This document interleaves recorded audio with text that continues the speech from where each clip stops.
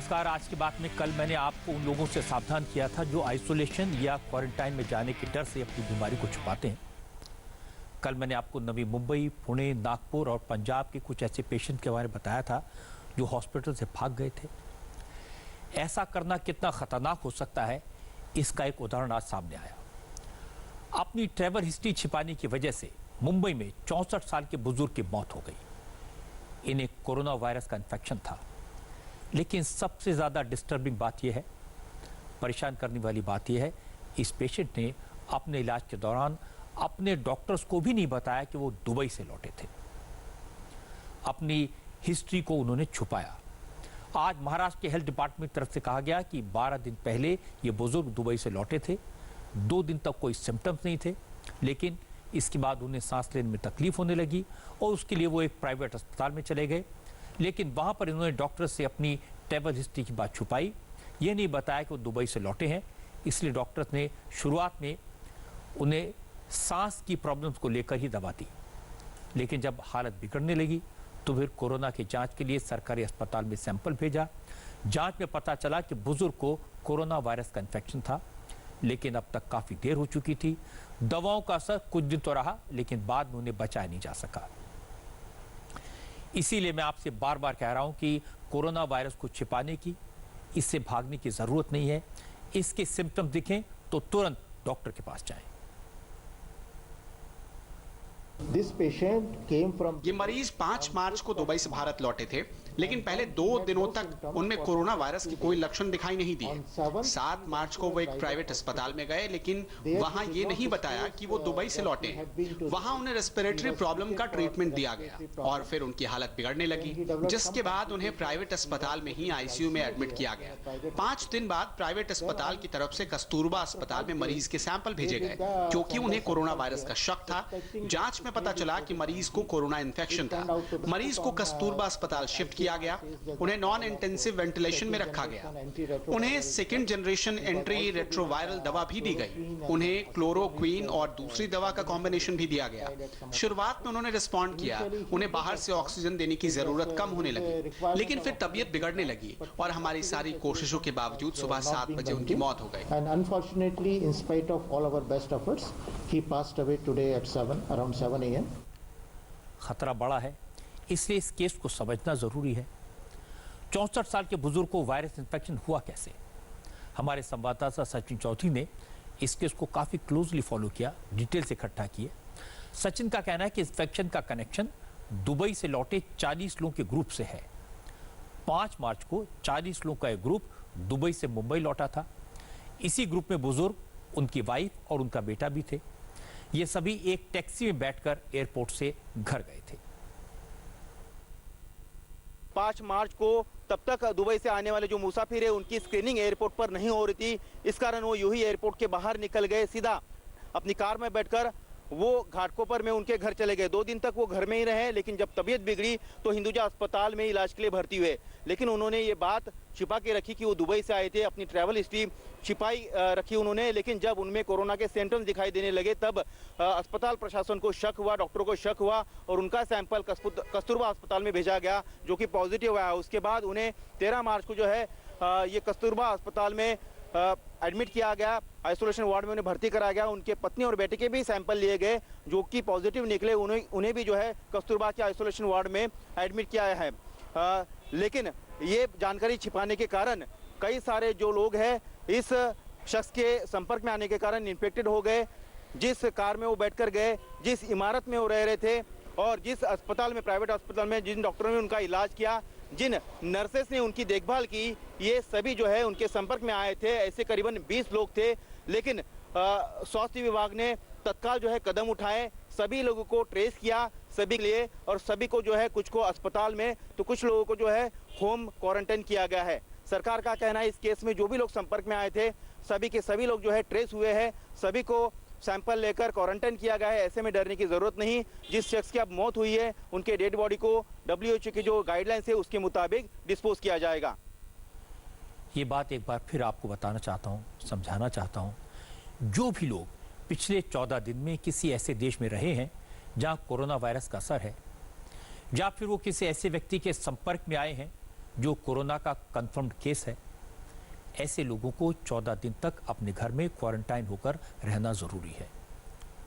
Home quarantine का मतलब क्या है, इसके प्रोसीजर्स क्या है, ये भी समझने की जरूरत है। एक अलग कमरे में रहें, घर के दूसरे मेंबर से संपर्क न करें, कम से कम संपर्क करें। अब 14 दिन के क्वारंटाइन पीरियड के दौरान अगर खांसी, जुकाम जैसे लक्षण सामने आए, तेज बुखार हो, सांस लेने में तकलीफ की शिकायत हो, तो फिर कोरोना वायरस का टेस्ट करवाएं। अगर ऐसा कोई लक्षण नहीं है तो भी 14 दिन रहे, यानी कि 2-3 दिन कोई लक्षण नहीं आए तो फिर भाग जाएं। 14 दिन तक ऐसे लक्षण ना आए तो फिर कोरोना का टेस्ट करवाने की जरूरत नहीं होगी। कोरोना वायरस के टेस्ट के लिए भारत सरकार ने हेल्पलाइन नंबर 011-2397-8046, फिर से बताता हूं, हेल्पलाइन नंबर है 011-239-78046। आप इस नंबर पर कांटेक्ट कर सकते हैं। इन लोगों का जो टेस्ट किया जाता है उसे पीसीआर टेस्ट कहते हैं। अब ये सिर्फ गवर्नमेंट सेंटर्स पर उपलब्ध है, सिर्फ सरकार इसमें मदद करती है।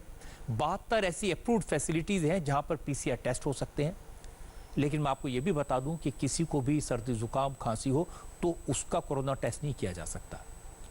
लेकिन अगर कोई पिछले कुछ दिनों में चीन, Italy, Iran, south Korea, France, Spain, Germany, UAE, Oman, Qatar या कुवैत में टाइम बिता चुका हो तो उसे वायरस फैलने का खतरा सबसे ज़्यादा है। तो ऐसे लोग 14 दिन क्वारंटाइन में रहें और फिर अगर खांसी, जुकाम हो तो अपना टेस्ट करवाएं। ऐसे केसेस को प्रायोरिटी पर टेस्ट किया जाएगा।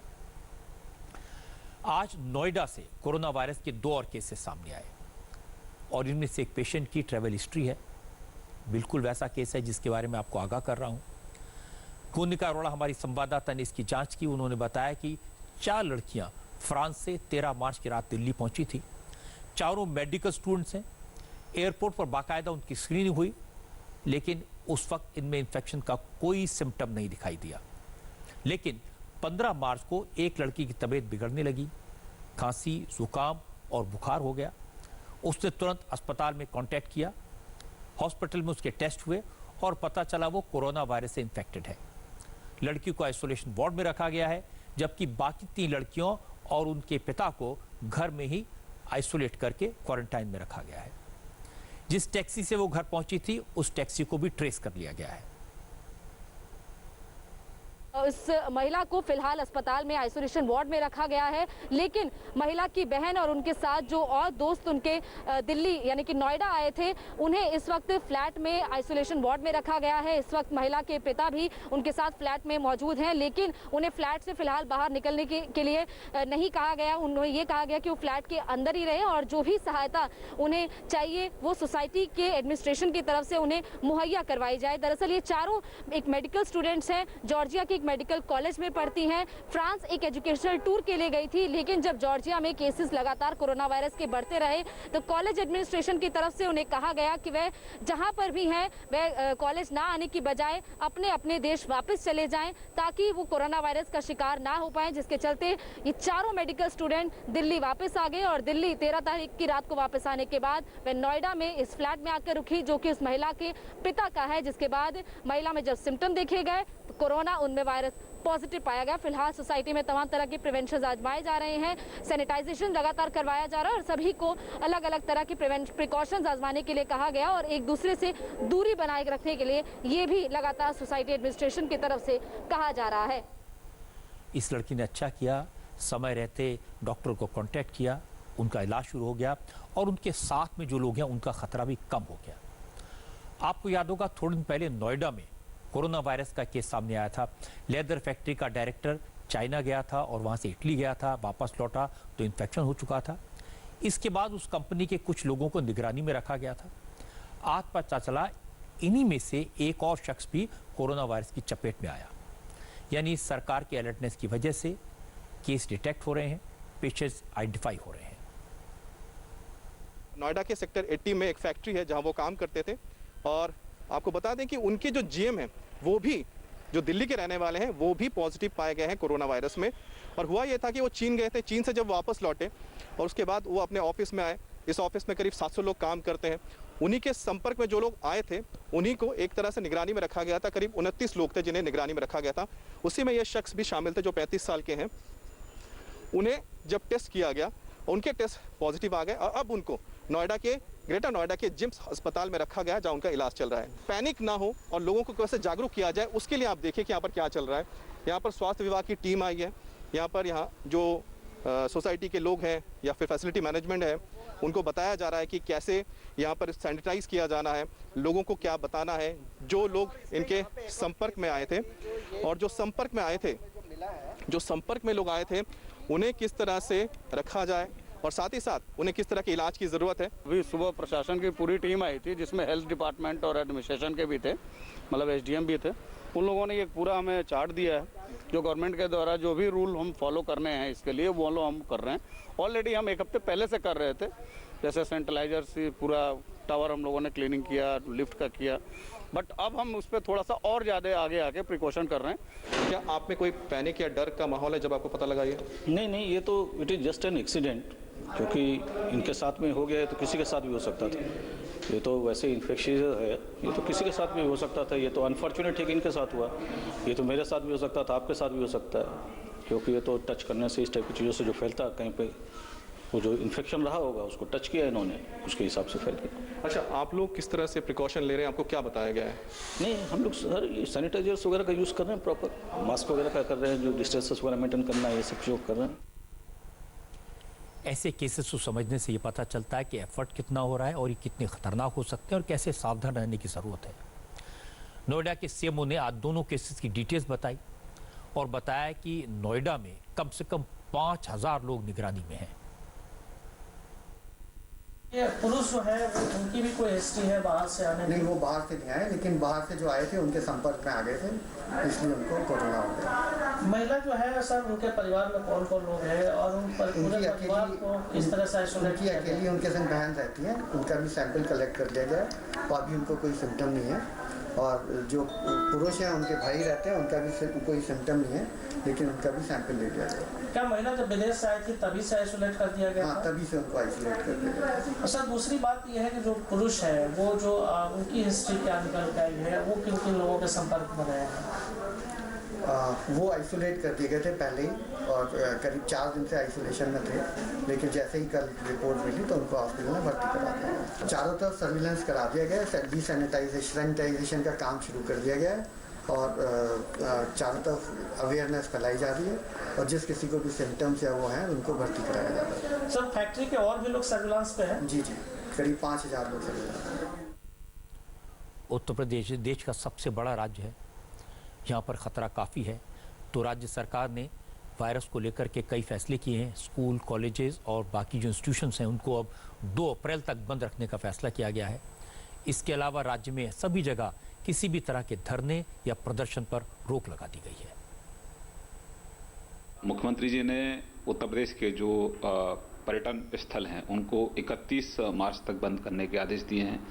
साथ ही साथ सभी जितने भी यहाँ एजुकेशन इंस्टीट्यूट हैं उनको और जो परीक्षाएं चल रही हैं उनको भी रद्द किया गया है। एजुकेशन इंस्टीट्यूट को भी 2 अप्रैल तक बंद करने के आदेश हैं। सिनेमाघर, मल्टीप्लेक्स इनको भी 2 अप्रैल तक बंद करने के आदेश हैं और लोगों से अपील की जा रही है कि लोग भीड़ भाड़ वाले इलाकों में ना जाएं, पब्लिक गैदरिंग से लोग बचें, क्योंकि एक महामारी है और ये अभी स्टेज 2 पर है, तो स्टेज 3 की तरफ हम लोग ना बढ़ पाएँ उसके लिए जितनी भी सावधानियां हैं हम लोग बरत रहे हैं। और जो गरीब आदमी है जो रोज़ कमाता है, रोज़ खाता है, उसको कोई दिक्कत ना हो उसके लिए एक यहाँ वित्त मंत्री की अध्यक्षता में कमेटी का गठन किया है। 3 दिन के अंदर वो कमेटी अपनी रिपोर्ट देगी, जिससे कि जो गरीब आदमी है और जो जनधन योजना के तहत जो उसके खाते खुले हैं उनमें एक अमाउंट, एक तय अमाउंट उनके खातों में आरटीजीएस के माध्यम से ट्रांसफ़र कर दिया जाए। इसकी भी सरकार की योजना है। कोरोना वायरस की जिस सेकेंड स्टेज की बात श्रीकांत शर्मा कर रहे थे उससे आज Indian council of medical research के डीजी डिटेल में समझाने के लिए हमारे साथ आए। असल में कई लोग अब भी इस वायरस को लेकर पैनिक में हैं, सावधानी से ज़्यादा खौफ है, लेकिन आईसीएमआर के डीजी प्रोफेसर बलराम भार्गव ने बताया है कि भारत में दूसरे मुल्कों के मुकाबले हालात कंट्रोल में हैं।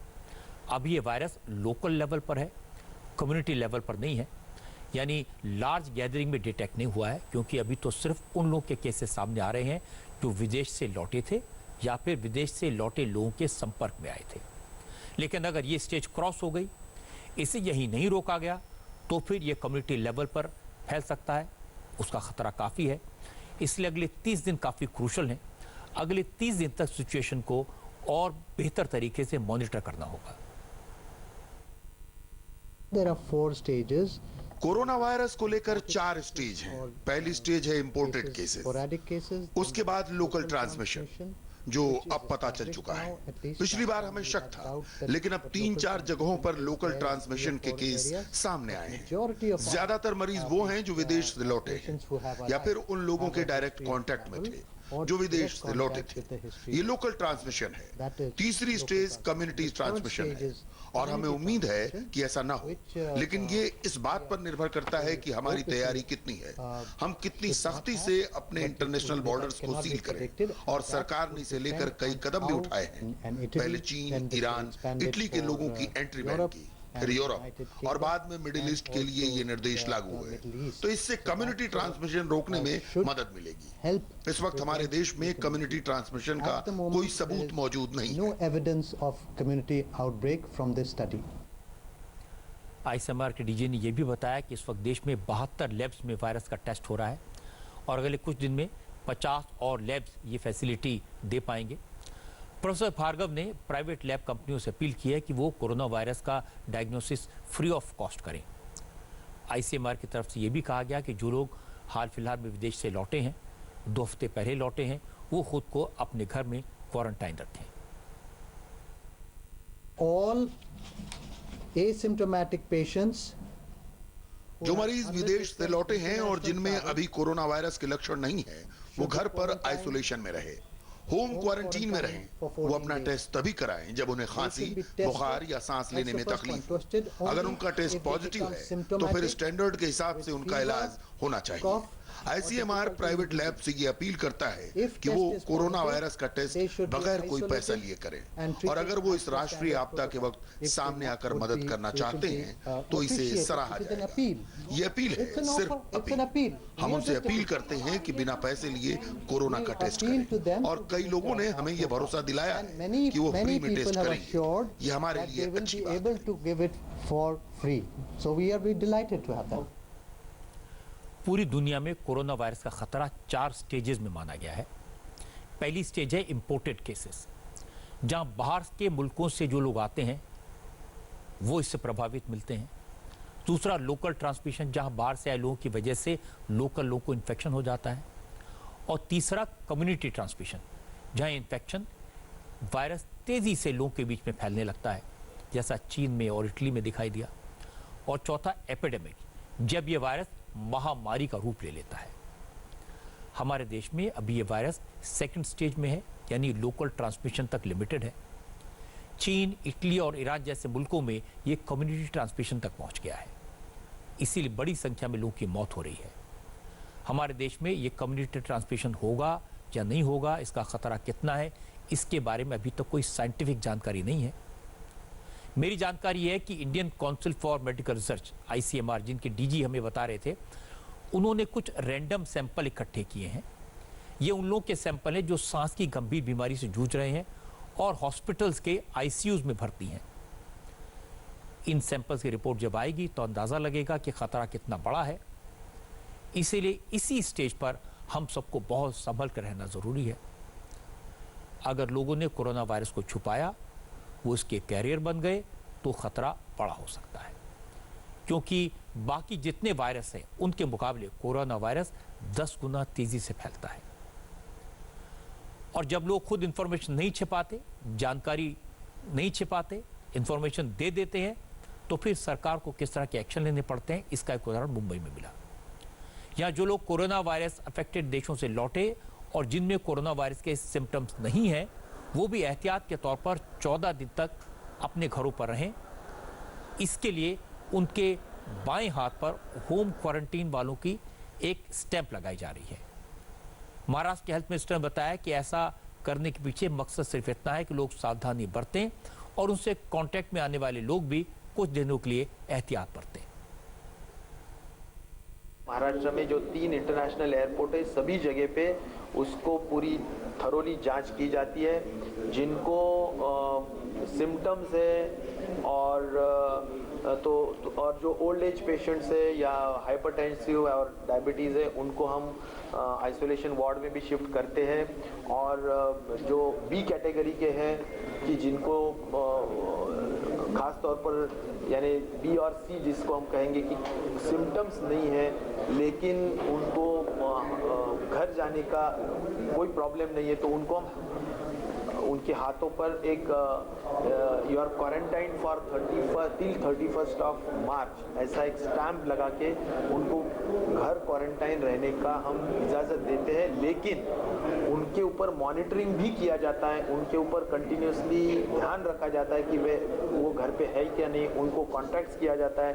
और इतना ही नहीं, अगर ऐसे ही बाहर निकलते हैं, डिसोबे करते हैं, तो मुझे लगता है कि पब्लिक को भी ये समझे कि भाई he should be in at home, और अब वो फिर भी घूम रहा है, तो मुझे लगता है पब्लिक को भी अवेयरनेस हो, इसलिए उनके हाथों के ऊपर एक स्टैंप लगाने का काम किया। सरकार अवेयर होगी तो एक्शन लिया जा सकेगा। एक उदाहरण आपको दिखाता हूं। मशहूर भजन सिंगर अनूप जलोटा आज ही यूरोप से लौटे, लेकिन उन्हें भी कुछ दिन के लिए निगरानी में रखा जाएगा। मैं आज सुबह ही लंदन से मुंबई लैंड किया हूं। कुछ मेरे कॉन्सर्ट्स थे जर्मनी, हॉलैंड, लंदन, लेस्टर। तो मैं सुबह 4 बजे यहाँ मुंबई में लैंड किया और एक बहुत अच्छी डॉक्टर्स की टीम मेरे पास आई है। उन्होंने कहा कि आपकी जो उम्र है वो 60 साल के ऊपर है और 60 साल के ऊपर के लोगों को हम थोड़ा ऑब्जर्व कर रहे हैं कि कहीं इनको खांसी, जुकाम, बुखार और ये सब तो नहीं है। तो मैंने उनको बताया कि मुझे नहीं होता है क्योंकि मैं तो पिछले 10 साल से विटामिन सी तबीयत से खाता हूँ, योगा करता हूँ, प्राणायाम करता हूँ, तो मुझे ये सब नहीं होता। मेरी इम्यूनिटी जो है वो 30 साल के नौजवान जैसी है। और फिर भी उन्होंने कहा कि हमें ऑब्जर्व तो करना है, गवर्नमेंट के कुछ नियम हैं, रूल्स हैं इस तरह के। तो 2 दिन मुझे मिराज होटल में ले आए एयरपोर्ट के पास और मैं यहाँ आज और कल मुझे लगता है 2 दिन रहूँगा और वो मुझे ऑब्जर्व करेंगे। किसी तरह का कोई टेस्ट नहीं है, सिर्फ ऑब्जर्व करते हैं। ये मिराज होटल का ही कमरा है जिसमें मैं इस वक्त हूँ, आप देख सकते हैं। और बहुत ही अच्छी तरह से डॉक्टर्स टीम आके बात करती है, पूछती रहती है, ऑब्जर्व करती रहती है। 10-12 लोग होते हैं कि भाई कुछ ऐसे लक्षण तो नहीं है। तो मेरे अंदर ऐसे कोई लक्षण ही नहीं है, इसलिए 1-2 दिन में मुझे जाने देंगे। तो ऑब्जर्वेशन में रहना, निगरानी में रहना, क्वारंटाइन में रहना कोई खतरे की बात नहीं है, दुख की बात नहीं है, परेशानी की बात नहीं है। इसमें आपके सहयोग की, सपोर्ट की ज़रूरत है। भारत में कोरोना के सबसे ज़्यादा केसेस 41 हैं जो महाराष्ट्र में हैं और इनमें भी सबसे ज़्यादा तादाद पुणे में मिली है। पुणे में कोरोना के 17 मरीज हैं और वजह यह कि पुणे में बहुत सारी IT कंपनियां हैं। इन कंपनियों के एम्प्लॉयज़ की ट्रैवल हिस्ट्री रही है। पुणे में कोरोना वायरस के मरीजों की इतनी ज़्यादा तादाद होने की वजह से पूरे शहर में दुकानदार डर गए हैं। ट्रेड यूनियन ने शहर की 40,000 दुकानों को अगले 3 दिनों तक बंद रखने का फैसला किया है। पुणे के आज करीब 40,000 दुकानों में इसी तरह से ताले आपको नजर आएंगे। कोरोना के मामले लगातार बढ़ने के साथ ही ट्रेडर्स यूनियन ने फैसला किया है कि पुणे शहर के करीब 40,000 दुकानों को अगले 3 दिनों तक बंद रखा जाएगा। जिस इलाके में इस वक्त हम हैं, ये है लक्ष्मी रोड, तुलसी बाग के पास का एरिया, जहां पर हर वक्त बड़ी संख्या में लोग मौजूद रहते हैं। और जिस तरह से कोरोना वायरस के मामले लगातार बढ़ते जा रहे हैं, तो ऐसे में भीड़ भाड़ वाले इलाकों में इसके फैलने का खतरा बना रहता है और यही वजह की एहतियात बरतते हुए ये फैसला लिया है ट्रेडर्स यूनियन ने। देखिए, तमाम बड़े दुकानें जहां पर रोजाना करोड़ों का व्यापार होता है, लेकिन चूंकि जिंदगी सबसे ज्यादा अहम है, लोगों का स्वास्थ्य बरकरार रहे और साथ ही में कोरोना वायरस का खतरा जो है वो बढ़े नहीं, इसीलिए ये बड़ा कदम उठाया गया है। और यहाँ का जिस गली में आप जाएंगे, तमाम दुकानें जो रोजाना हजारों की संख्या में लोग यहाँ पर आते हैं पुणे के अलग अलग इलाकों से शॉपिंग करने के लिए, अलग अलग सामान खरीदने के लिए, लेकिन अब ये पूरा बाजार बंद पड़ा हुआ है और यही स्थिति अगले 3 दिन तक रहने वाले।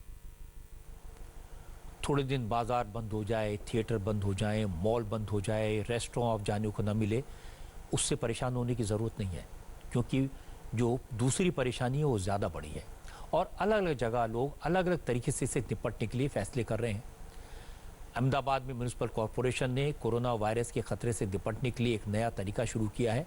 नगर निगम अब उन लोगों के घरों को सैनिटाइज कर रहा है जिन घरों में रहने वाले पिछले कुछ दिनों में विदेश से वापस आए हैं।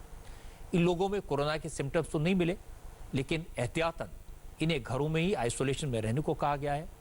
अहमदाबाद में 460 लोगों को घरों में सेल्फ क्वारंटाइन में रहने को कहा गया है। एक ऐसे शख्स का घर आज हमारे संवाददाता ने देखा। ये 3 दिन पहले अमेरिका से लौटे हैं। उनके घर को नगर निगम के कर्मचारी फ्यूमिगेट कर रहे थे। इस वक्त हम अहमदाबाद के नवरंगपुरा इलाके में हैं, जहां पे आप देख सकते हैं कि एक परिवार जो है वो अमेरिका से लौटा है। ये लोग दिशांत मेहता का परिवार जो है ये अमेरिका से लौटा है और यहाँ पे आप देख सकते हैं उनके घर में पूरा जो घर है उसको फ्यूमिगेट किया जा रहा है। एक एक पॉइंट को, इवन जो प्लग्स हैं, जो दरवाज़ों के नॉब्स हैं, दरवाज़ों के जो हैंडल्स हैं, उनको भी फ्यूमिगेट किया जा रहा है। और ये एक्सरसाइज जो है ये दिन में 2 बार कंडक्ट की जाएगी इनके घरों में। और इस वक्त अहमदाबाद में बताया जा रहा है करीब 460 ऐसे लोग हैं जो होम क्वारंटाइन जिनको किया गया है और उनके घरों में यहाँ पे आप देख सकते हैं कॉरपोरेशन के अधिकारी जो हैं उनको पहुँच करके किट बांट रहे हैं, जिसमें सैनिटाइज़र है, जिसमें मास्क दिए हुए हैं और अवेयरनेस दी जा रही है उन्हें कोरोना के बारे में कि उन्हें क्या सावधानियां रखनी है। ये वो लोग हैं जिनकी ट्रैवल हिस्ट्री है, ये 3 दिन पहले ही लौटे हैं अमेरिका से। हालांकि कोई सिम्टम इनको नहीं दिखे हैं, किसी प्रकार का कोई लक्षण नज़र नहीं आया, लेकिन फिर भी एहतियात के तौर पे इनको क्वारंटाइन किया जा रहा है। अहमदाबाद कॉरपोरेशन की हेल्थ डिपार्टमेंट का एक्सेलेंट काम है और हमें बहुत अच्छा लग रहा है कि अपना कंट्री इंडिया के अंदर ये जो क्वारंटाइन का मुहिम चलाया जा रहा है वो ये कोरोना वायरस में फाइट करने के लिए बहुत इम्पोर्टेंट है। और rest of the world I think we are much more cautious about this virus to fight against it. मैं आपको बता दूं जिस स्टेज में इस वक्त हम हैं, 4थे और 5वें वीक में, ऐसे में इसके प्रोग्रेशन के चांसेस बहुत बढ़ जाते हैं कोरोना वायरस के, क्योंकि जो वर्ल्ड ओवर इसका एक प्रोग्रेशन का ग्राफ अभी दिख रहा है। इसलिए सरकारी एजेंसीज जो हैं वो किसी प्रकार का कोई चांस नहीं लेना चाहती हैं और इसीलिए तमाम प्रकार के ये एहतियातन कदम जो हैं वो उठाए जा रहे हैं। ये बात तो सब लोग कह रहे हैं और बाहर से आने वाले लोग खास तौर पर कह रहे हैं कि दुनिया में अगर सबसे ज़्यादा प्रिकॉशन कहीं लिए जा रहे हैं तो भारत में लिए जा रहे हैं। अच्छी तैयारी है, अलग अलग जगह लोग अलग अलग तरीके से, जैसे बिहार का एग्जाम्पल मिला, वहाँ सरकार ने एक 3 स्टार होटल को आइसोलेशन सेंटर में तब्दील कर दिया है। पटना का होटल कई दिनों से बंद पड़ा था, लेकिन उसे अब आइसोलेशन सेंटर के तौर पर डेवलप किया जा रहा है और हमारे संवाददाता नीतीश चंद्र ने इसकी डिटेल्स हमें भेजी हैं। बिहार में अभी एक भी मरीज में कोरोना वायरस की पुष्टि नहीं हुई है, लेकिन तैयारियां जोर शोर से की जा रही हैं। बिहार सरकार ने तय किया है कि एक 3 स्टार होटल, ये होटल पाटलिपुत्रा अशोका है, जो पिछले करीब 6-7 महीने से बंद पड़ा हुआ है, इसको आइसोलेशन सेंटर के तौर पर बनाने की योजना है। और यही कारण है कि अब इस बंद पड़े होटल में जो सफाई का काम है वो शुरू हो गया है और कोशिश ये है कि जितनी जल्दी हो इस होटल को तैयार करके इसे आइसोलेशन वार्ड के तौर पर तैयार कर दिया जाए, ताकि जो बड़ी संख्या में यदि संदिग्ध मरीज आते हैं या ऐसी बातें सामने आती हैं कि कोरोना वायरस का संक्रमण तेजी से फैलता है तो उस स्थिति में पहले से तैयारियां रहें। और इसी को ध्यान में रखते हुए आप देखें अभी बिल्कुल सन्नाटा यहाँ पर है, ये बंद पड़ा हुआ होटल है और यहाँ पर अब कोशिश ये है कि जितनी जल्दी हो इसे तैयार कर लिया जाए। इसमें जो कमरे हैं उन सबों को भी यहाँ पर साफ़ किया जाएगा। ये बताइए कुल कितने कमरे हैं इसमें? इसमें 46 रूम्स हैं, 2 स्वीट हैं। अच्छा, तो उन सारे कमरों की सफाई अभी हो रही है? हाँ, कमरों की सफाई हो रही है। और जो नीचे का हिस्सा है, बेसमेंट है, उन सबों को भी अब क्लीन किया जा रहा है? हाँ, क्लीन किया जा रहा है। तो जो सफाई का काम है वो शुरू हुआ है और उसके बाद कमरे में जो बेड हैं चूँकि वो लंबे समय से बंद पड़े हुए हैं, इसलिए उन सारे कमरों को भी नए सिरे से बिल्कुल तैयार किया जाएगा। वहाँ नए बेड लगाए जाएंगे। मुख्यमंत्री ने खुद अपने स्तर से मुख्य सचिव को ये निर्देश दिया है और उसी निर्देश के तहत इस 3 स्टार होटल को अब आइसोलेशन वार्ड के तौर पर तैयार करने की तैयारी शुरू हो गई है। कोरोना वायरस को लेकर इतना ज़्यादा डर इसलिए है क्योंकि इसका कोई इलाज नहीं है। दुनिया भर के डॉक्टर्स इस वायरस का एंटीडोट और वैक्सीन ढूंढने में लगे हैं। अमेरिका, इजराइल और जर्मनी जैसे मुल्कों में इसके लिए बिलियंस ऑफ डॉलर के फंड बनाए गए हैं। आज एक दावा अमेरिका के प्रेसिडेंट डोनाल्ड ट्रंप ने किया। उन्होंने बताया कि वैक्सीन की ह्यूमन ट्रायल्स की तैयारी शुरू हो गई है। क्लिनिकल ट्रायल्स की परमिशन देने में उन्होंने देर नहीं की है। ये पहली स्टेज में है। इसमें 40-45 दिन का वक्त और लग सकता है। जर्मनी में और इजराइल में भी साइंटिस्ट ने बताया कि उनके रिसर्च काफ़ी एडवांस स्टेजेस में है। ऑस्ट्रेलिया में यूनिवर्सिटी ऑफ क्वींसलैंड में क्लिनिकल रिसर्च सेंटर के डायरेक्टर ने बताया कि 2 ड्रग्स जिनका एक्सपेरिमेंट अभी टेस्ट ट्यूब में किया गया है, कोरोना वायरस को शुरुआती दौर में रोकने में सफल हुए हैं। एक मेडिसिन HIV ड्रग है और दूसरी एंटी मलेरिया। इनका ह्यूमन ट्रायल जल्दी शुरू किया जाएगा। इनमें से एक दवाई ऑस्ट्रेलिया में कोरोना के एक पेशेंट को दी गई थी और वो कोरोना से पूरी तरह रिकवर हो गया। डॉक्टर्स का दावा तो ये भी है कि इसका एंटीडोट बहुत जल्दी ढूंढ लिया जाएगा और इसी तरह के दावे हमारे यहाँ भी किए गए हैं। जयपुर में सवाई मानसिंह हॉस्पिटल के डॉक्टर सुधीर भंडारी और उनकी टीम का दावा है कि उन्होंने कोरोना के 3 मरीजों का इलाज किया। इटली के टूरिस्ट राजस्थान घूमने आए थे और वो कोरोना के पॉजिटिव पाए गए थे। हमारे सारे कंसल्टेंट ने काफ़ी एक मेथड्स चूज कर रखा था। कुछ एंटीवायरल ड्रग्स जो कि पहले सार्स और MERS that is Middle East respiratory syndrome में काम आ चुकी है। कुछ एंटीवायरल ड्रग जैसे टेमीफ्लू, स्वाइन फ्लू में काम लिया जा चुका है। वो भी रिसेंटली कोरोना वायरस में काम लिया गया था। एक एंटी मलेरियल ड्रग क्लोरोक्वीन, वो भी वायरल रिप्लिकेशन को कम करने में काम ली जाती है। फॉर्चुनेटली हमारा बैकग्राउंड ये था कि हम इस तरह का एंटीवायरल ड्रग्स चूज़ करें जिसका लिटरेचर में मेंशन्ड हो और वायरल रिप्लिकेशन मींस वायरल के बढ़ने को रोक पाए। And over the period of time हमारे तीनों पेशेंट जिसमें हमने एंटीवायरल ट्रीटमेंट शुरू किया वो एक के बाद नेगेटिव हो गए। तीनों हम इम्प्रूव करने लग गए। जयपुर के डॉक्टर्स ने जिन ड्रग्स का जिक्र किया उन्हीं का जिक्र ऑस्ट्रेलिया के हेल्थ सेंटर में किया गया, वहाँ के रिसर्च सेंटर में किया गया। वहाँ भी क्लिनिकल ट्रायल्स किए जा रहे हैं। उम्मीद तो करनी चाहिए कि जल्दी इसका कोई रास्ता निकलेगा। आज हेल्थ मिनिस्टर डॉक्टर हर्षवर्धन ने भी बताया कि भारत में कोरोना के इलाज पर काफ़ी काम हुआ है और दुनिया भर में इसकी रिसर्च चल रही है और दोनों आपस में कोऑर्डिनेट भी कर रहे हैं। इंडियन साइंटिस्ट काम कर रहे हैं और उम्मीद है कि जल्दी ही गुड न्यूज़ मिलेगी। Our scientists at ICMR, they are in touch with everything that is happening on this particular front all over the world.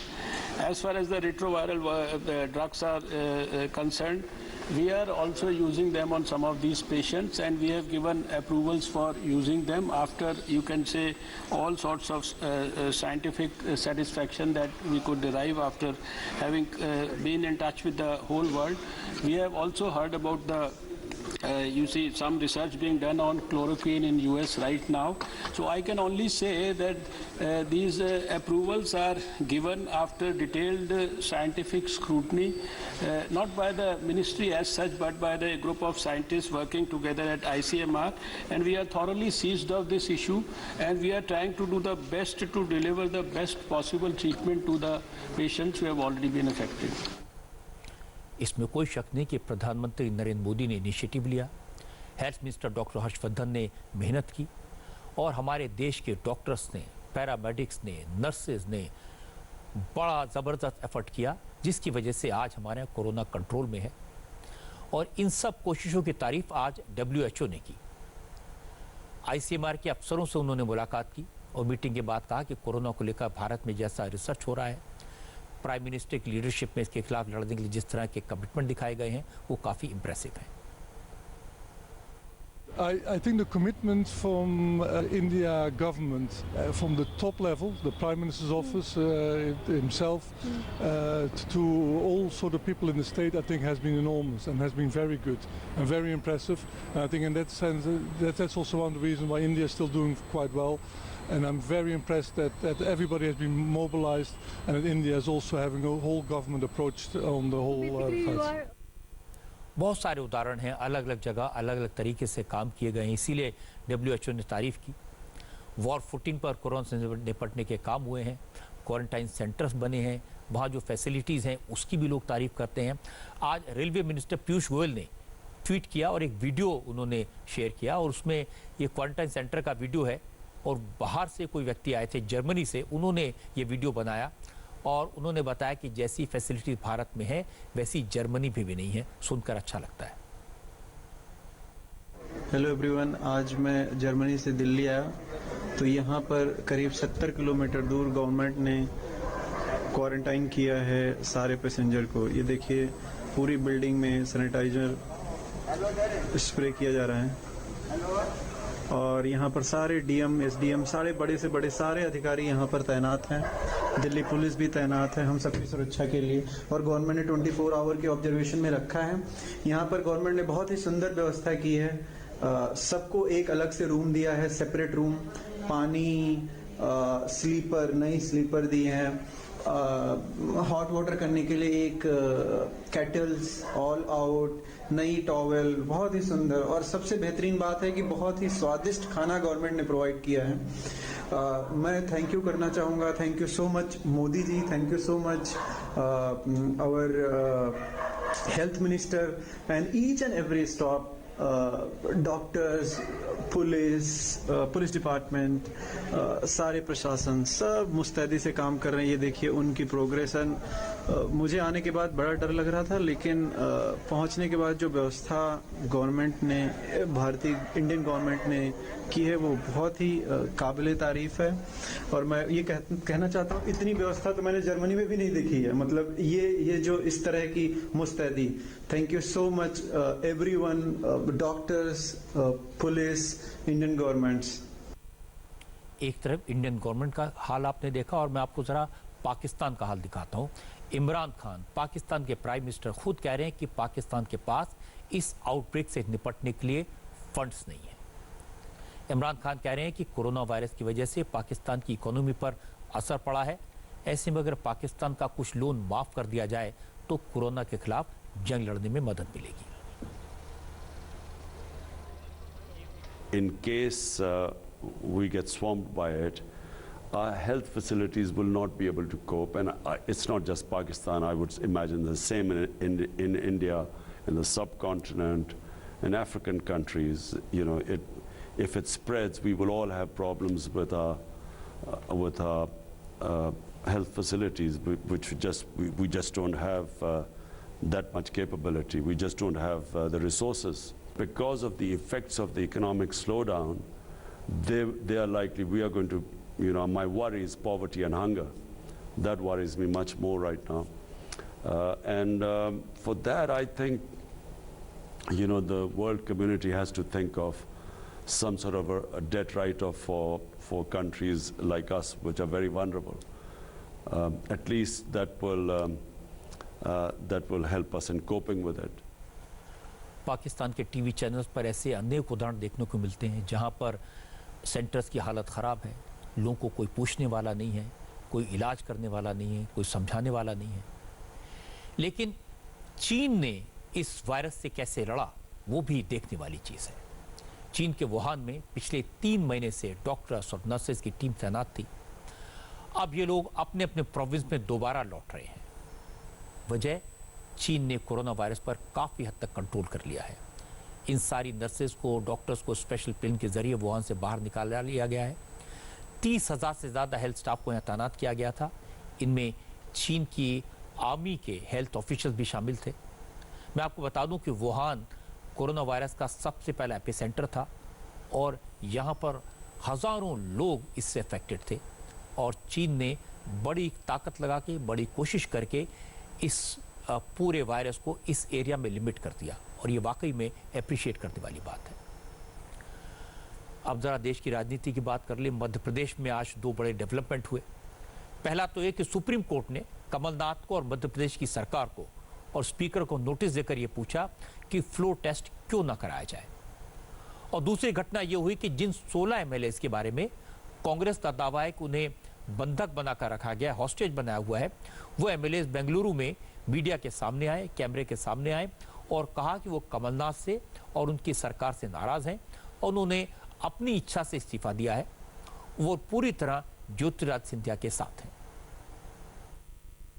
बहुत बार हम लोगों ने मीडिया में सुना कि हम लोग बंधक बनाए गए, तो आप सारे लोग देख सकते हैं कि हम लोग बंधक नहीं, स्वेच्छा से आए हुए।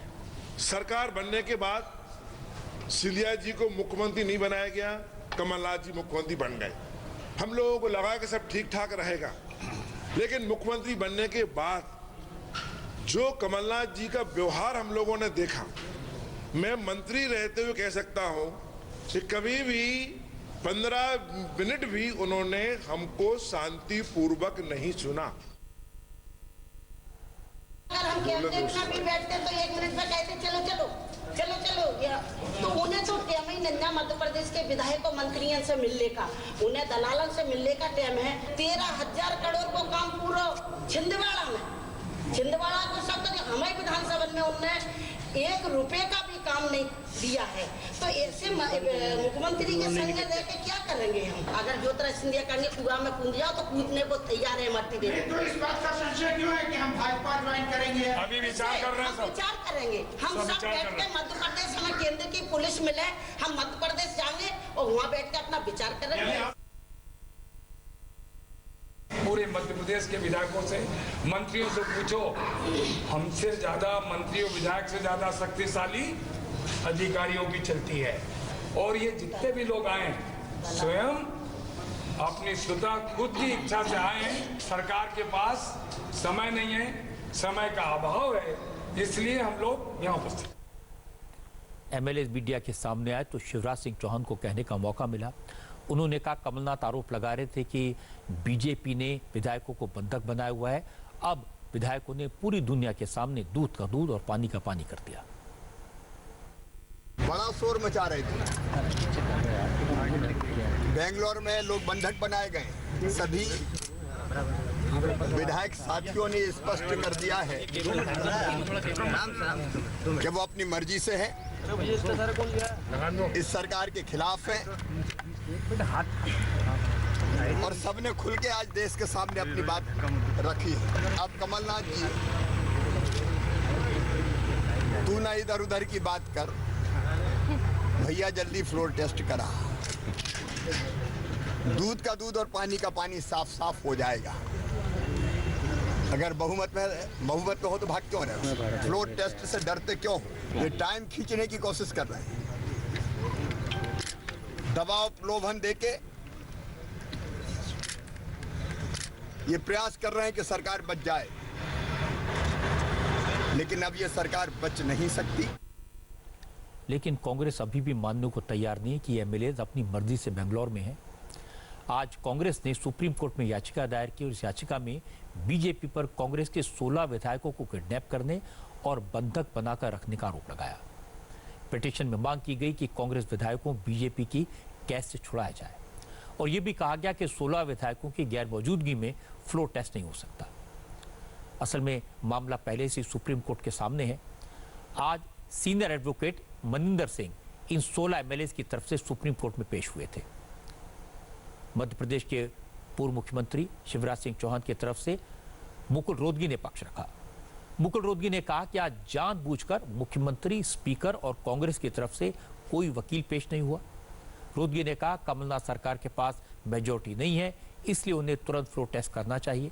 सुप्रीम कोर्ट कल सुबह 10:30 बजे इस मामले की सुनवाई करेगा। ना कांग्रेस पार्टी, ना चीफ मिनिस्टर, ना स्टेट ऑफ एमपी मौजूद था। उन सबको मालूम है कि ये केस लगा है, बट वो जान के गैर हाजिर रहे। कोर्ट ने बहस सुनने के बाद अर्जेंसी देखते हुए कल सुबह 10:30 बजे के लिए नोटिस जारी किया है। सर, बीजेपी ने अपने क्या ग्राउंड ले आया, क्या कहना चाह रही है बीजेपी? किस तरह से? ग्राउंड सिर्फ ये है कि सरकार का बहुमत नहीं है, 22 आदमी उनके चले गए, तो बहुमत नहीं है, इसलिए आप फ्लो टेस्ट करें। फ्लो टेस्ट वो करना नहीं चाहते। आज ये बात तो पक्की होगी कि कम से कम बेंगलोर में मौजूद 22 एमएलए कमलनाथ का साथ नहीं देंगे। इनमें वो 6 मंत्री भी शामिल हैं जिनका इस्तीफा स्पीकर ने पहले ही मंजूर कर लिया है। कमलनाथ बीजेपी से एमएलए तोड़ भी नहीं पाए, इसलिए अब उनके लिए बहुमत साबित करना मुश्किल लग रहा है। कोई चमत्कार हो जाए तो अलग बात है, लेकिन आज के हालात में ऐसा लगता है कि फ्लो टेस्ट तो होगा, कल हो या 2-4 दिन बाद, और जब भी फ्लो टेस्ट होगा तो नंबर गेम शिवराज सिंह चौहान के साथ है। Former chief justice Ranjan Gogoi को राज्यसभा में नॉमिनेट करने के फैसले पर किसने सवाल उठाए, क्या सवाल उठाए, इसके बारे में बात करेंगे ब्रेक के बाद।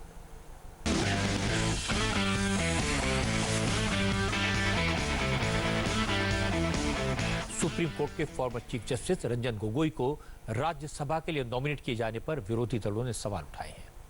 सबसे तीखे सवाल कांग्रेस की तरफ से उठाए गए। प्रवक्ता रणदीप सिंह सुरजेवाला ने कई केंद्रीय मंत्रियों और रंजन गोगोई के एक जजमेंट का हवाला दिया। असदुद्दीन ओवैसी ने इसे क्विड प्रो को कहा। विपक्षी हमलों के बीच आज रंजन गोगोई ने कहा वो कल दिल्ली आएंगे। उन्होंने कहा पहले उन्हें राज्यसभा के मेंबर के रूप में शपथ लेने दीजिए और फिर वो मीडिया में इस डिटेल में बात करेंगे और बताएंगे उन्होंने राष्ट्रपति का प्रस्ताव क्यों स्वीकार किया। मैं आपको बता दूं कि रंजन गोगोई उन 3 सीनियर जजों में शामिल थे जिन्होंने 12 जनवरी 2018 को एक प्रेस कॉन्फ्रेंस करके तब के चीफ जस्टिस के खिलाफ सवाल उठाए थे। इसके बाद रंजन गोगोई चीफ जस्टिस बने। उनके चीफ जस्टिस रहते हुए राम मंदिर, राफेल, इससे जुड़े मामलों पर कई बड़े फैसले सुनाए गए थे। पीयूष गोयल जी ने कहा था कि पोस्ट रिटायरमेंट नियुक्तियां जो जजेस की जाती हैं वो उनके प्री रिटायरमेंट निर्णयों को प्रभावित करती हैं। स्वर्गीय अरुण जेटली जी ने कहा था कि 2 तरह के जजेस हैं, एक वो जो कानून जानते हैं और एक वो जो कानून मंत्री को जानते हैं। और खुद जस्टिस रंजन गोगोई ने, चीफ जस्टिस रंजन गोगोई ने ट्राइब्यूनल्स की नियुक्तियों का मुकदमा सुनते हुए कहा था कि पोस्ट रिटायरमेंट जॉब्स जो जजेस को दिए जाते हैं वो प्रजातंत्र पर धब्बा हैं। आज चीफ जस्टिस रंजन गोगोई जी की नियुक्ति के बारे में इन्हीं तीनों बातों को समेत जो मुख्य न्यायाधीश रंजन गोगोई जी ने कही थी उस पर आंक लेना चाहिए। असदुद्दीन ओवैसी ने कहा उन्हें लगता है कि रंजन गोगोई राष्ट्रपति के इस प्रस्ताव को खारिज कर देंगे। क्या ये क्विड प्रो क्यों है और ये सरकार को जवाब देना है, क्योंकि सरकार ने, मोदी गवर्नमेंट ने उनको नॉमिनेट किया है। क्वेश्चन मार्क राइज होता है सुप्रीम कोर्ट के जजेस के इंडिपेंडेंस के ऊपर, उनकी इम्पार्शियलिटी के ऊपर। और मैं तो उम्मीद करता हूं कि जस्टिस गोगोई, मिस्टर गोगोई खुद इसको रिजेक्ट करेंगे, क्योंकि अगर नहीं करेंगे तो एक्सपोज हो जाएंगे वो। उन्होंने खुद एक सुप्रीम कोर्ट के जजमेंट में कहा था कि रिटायरमेंट के बाद पोस्ट नहीं लेना, नॉमिनेट नहीं करना चाहिए ट्राइब्यूनल मेंबर्स के बारे में। किन फैसलों को लेकर आपको लगता है कि आप उनके नॉमिनेशन को जोड़ रहे होंगे, किन फैसलों से? नहीं, उनके कई फैसले हैं। रफाल है, अयोध्या वर्डिक्ट है, सीबीआई का केस है, तो ये तो एक्सपोज कर रहे हैं अपने आप को गोगोई खुद। मुझे लगता है चीफ जस्टिस के फैसलों पर तो सवाल नहीं उठाए जाने चाहिए, क्योंकि रंजन गोगोई ने चीफ जस्टिस रहते जो भी फैसले किए थे वो अकेले नहीं किए थे, ये बेंच के फैसले थे। जहाँ तक कांग्रेस का सवाल है, कांग्रेस को ये याद रखना चाहिए कि वो तो चीफ जस्टिस रह चुके रंगनाथ मिश्रा को अपनी पार्टी में शामिल कर चुकी है और उन्हें कांग्रेस का मेंबर बनाकर राज्यसभा में भेजा था। उस समय कहा गया था क्विड प्रो को है, क्योंकि जस्टिस रंगनाथ मिश्रा ने 84 सिख दंगों के केस में कांग्रेस को क्लीन चिट दे दी थी। तो जिनके घर शीशे के बने होते हैं उन्हें दूसरों पर पत्थर नहीं फेंकने चाहिए। आर्मी के बाद अब नेवी में भी महिलाओं के लिए अच्छी खबर आई, इसकी डिटेल्स ब्रेक के बाद।